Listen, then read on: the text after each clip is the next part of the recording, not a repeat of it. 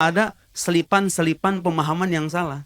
Seolah-olah kalau kembali kepada Quran dan Sunnah itu artinya kita baca langsung Quran, baca langsung hadis. Dari terjemahan Depak, terjemahan penerbit-penerbit di Indonesia itu. Ini hadis Nabi bilang begini, akhi. Ini hadis Nabi. Nabi tidak pernah mengajarkan kamu berkumpul-kumpul, baca maulid, baca barzanji, merayakan hari kelahiran Nabi. Sahabat tidak pernah melakukan itu. Sahabat kalau habis selesai sholat, gak ada yang salaman-salaman.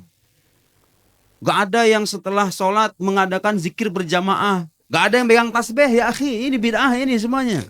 Ayo kembali kepada Quran dan Sunnah. Nah, saya mau ngajarin Bapak Ibu sekalian satu kaidah yang sangat penting sekali.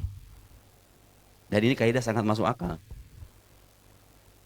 Ma la yatimul wajib illa bihi fahuwa wajib. Kaidah lainnya yang serupa dengan itu, al-wasail ta'khud hukmal maqasid. Sesuatu yang menjadi perantara. Perhatikan ya Ibu. Sesuatu yang menjadi perantara bagi terwujudnya sesuatu yang wajib, maka dia juga menjadi wajib. Saya ulangi.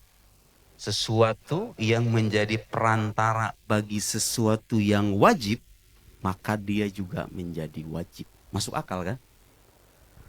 Kita ini sholat Pak, baru bisa sah kalau kita bersuci. Artinya, kalau ada perintah dirikanlah sholat, udah masuk di dalamnya perintah apa? Bersuci. Karena ketika itu, kewajiban sholat gak akan bisa kita tunaikan tanpa bersuci. Berarti bersuci menjadi wajib dong hukumnya. Karena kewajiban sholat. Ibu pernah dengar di Quran penjelasan soal pakaian jilbab yang ditentukan dalam Quran ukurannya berapa kali berapa, modelnya apa? Pernah Ibu? Di sunnah ada itu? Tidak ada. Quran memerintahkan tutup aurat. Apapun yang menjadi perantara bagi tertutupnya aurat, maka mengambil hukum dari tujuan itu. Jadi pakai jilbab itu jadi wajib, bukan karena jilbabnya, tapi karena jilbab adalah perantara bagi tertutupnya aurat. Lihat tuh. Masuk akal kan? Masuk akal. Apalagi? Ada hadis-hadis Nabi yang menganjurkan kita, siapa yang membaca zikir ini sekian ratus, misalnya ada hadis menyebutkan, siapa yang membaca zikir la ilaha illallah wahdahu la syarikalah lahul mulku wa lahul hamdu wa huwa ala kulli syai'in qadir. Dalam hadis sahih disebutkan orang itu nggak akan bisa diganggu oleh setan. Tidak akan menerima gangguan dari setan. Amalin tuh Bu. Saya alhamdulillah dengan santri-santri saya mengamalkan itu rutin. La ilaha illallah wahdahu la syarikalah lahul mulku wa lahul hamdu wa huwa ala kulli syai'in qadir. Itu setan semuanya lari sama Ibu. Gak bakal mau.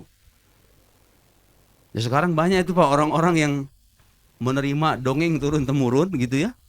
Ada orang-orang yang dicelakakan sama jin macam-macam itulah. Banyak pikiran-pikiran aneh itu supaya kalau mau dibahas itu bisa berepisode-episode. Tapi kita akan fokuskan ke dalam hal-hal inti. Nabi bilang barang siapa yang membaca zikir ini 100 kali. Saya untuk memudahkan hitungan 100 itu kan perlu alat.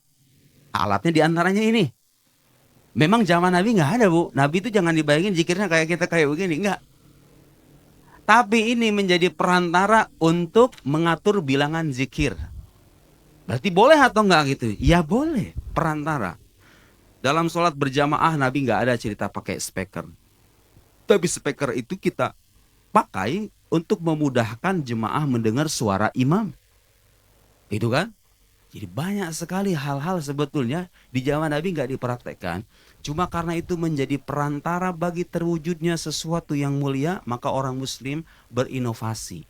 Tasbih juga macam-macam sekarang mah. Ada yang digital, digital juga beda-beda tuh. Ada yang seperti ini, bahannya pun beda-beda. Ada tasbih yang mahal tuh yang user laut itu Pak. Harganya 5 jutaan kalau nggak salah. Tasbih itu. Ada. Zaman Nabi nggak ada kayak gitu. Iya emang nggak ada. Tapi itu menjadi perantara untuk berzikir. Nah Bapak Ibu sekalian, ketika Nabi bilang aku tinggalkan untuk kalian 2 hal. Kalau kalian berpegang teguh kepada keduanya, kalian gak akan tersesat. Yaitu kitab Allah dan sunnah nabinya. Itu bukan berarti cara kita beragama itu hanya merujuk pada itu saja, 2 hal itu saja. Kenapa?